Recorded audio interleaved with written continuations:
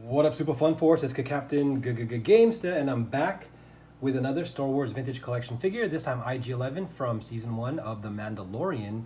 And I'm pretty much almost done with all the figures that I wanted and just a few more vehicles. But yeah, this one is definitely a must-have if you like The Mandalorian.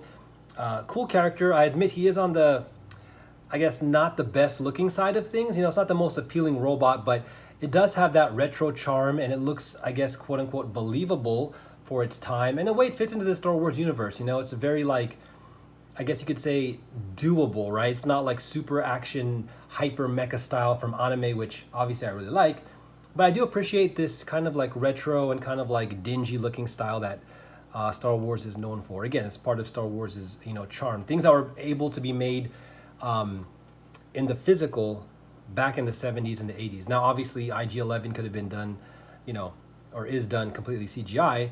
But again, it still fits that kind of retro aesthetic. So I will say right off the bat, this is another one I very much examined closely between Vintage and Black Series. And this is one of the figures I will say that you should probably get this in, well, not probably, but I recommend that you should get this as a Vintage collection 100%. Unless, of course, you only like Black Series or you like the character enough that you get both, or you you just like the bigger scale. But if you're only going to get one and you want the best one, I would recommend this one because a couple of reasons here. You can look this up on your own, find images of the figure or take a look at it in a store. But the legs are better. The way that the arm here is proportioned, if you look just right here, you can see how short like the bicep and the shoulder section are before the elbow joint, right? With this little wire. That one's a little bit, I guess, well, no, that's perfect. Yeah, it's basically like a 1-to-1. Like, it's so perfect. And I think the problem with the Black Series, not condition, but version, is that this was like really long. It was weird. Like the bicep came down like maybe into the forearm or something. I don't know. I don't remember off the top the exact measurement, but that was the main thing that threw me off, is that the arm wasn't accurate to the bot and at the same time, or the droid. And I think the leg wiring and stuff like that around here was a little bit weird as well. Now, granted, though, I will say that the Black Series has slightly better foot detail. I mean, you don't really get to see much of his feet, so I didn't examine that closely on the screen or anything like that, but I'm sure this passes. And I think, maybe just around the waist area, they're able to put in a little bit, more mechanism-looking type stuff. So other than that, though, if you take a look, I'll pull this out really quick. He has all the main stuff, right? Like those two, whatever, like metal stick things right there are just a little bit brighter silver than those, but he has them still. He has the, if they painted it to match the bandolier here, then it would have been also even more perfect. But again, I would say this is like 99% perfect. You can see the articulation. It's a little bit hard.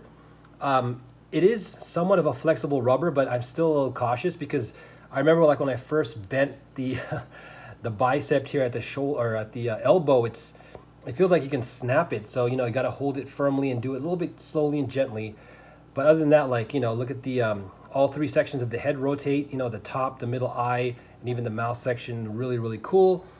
The legs can still bend with the wire right there. And again, just an awesome character. I like the hands. Oh, that's the other thing. The hands on the Vintage series, even though they're a little bigger here, they look a lot more accurate to the droid. And then again, I have fun, as you can see here. I put the blasters in his bandolier like this, so it's pretty cool. So there we go. Lastly, I'll just end off by saying that, great character. I like what they did with him. I feel like they kind of, spoiler alert, okay, here we're going into the story. So just so you guys know, if you want to watch this later, if you haven't finished The Mandalorian, spoiler alert. But as you know, he eventually dies, if you've seen it already. If not, again, that's a spoiler. And he sacrifices himself from Din Djarin. He had some touching moments when he was the first one to see Din Djarin's face, in the cantina.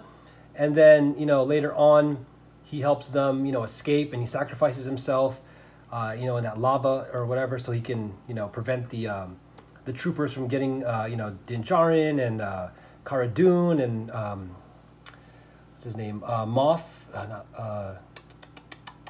oh my gosh, I forgot his name. Obviously, it's not Moff Gideon, but it's the other guy that helps him get the bounty going, and eventually, what is it called? Becomes his ally, right? So, Grief Karga, yeah, my boy Grief Karga. I like Grief Karga. So So basically, again, he sacrifices himself. It is touching and sad, but I want to, have one caveat on that. I like the droid characters, and yeah, it's just becoming a little bit too cliche, because again, here's another spoiler. This time for Obi-Wan. All right, spoiler. But basically, I also like the Ned B character, and does the same thing, right? He sacrifices himself to help Obi-Wan and stuff, and the people escape. So I just felt though, what I was gonna say is they kind of did him a little bit funny when Din Djarin wanted to bring him back, which was a cool, exploration of his character, going from hating droids and not trusting them to kind of giving him a second chance, right, in season 2 in Grief Karga's office. And then, as you saw when they tried to bring him back, he defaults to his original programming and he tries to take out Grogu, sadly, so they had to eliminate him. So I just feel like they kind of, sadly did him a little bad in that regard. And then they also made it kind of funny and interesting when he was rebuilt as like an exosuit for Grogu.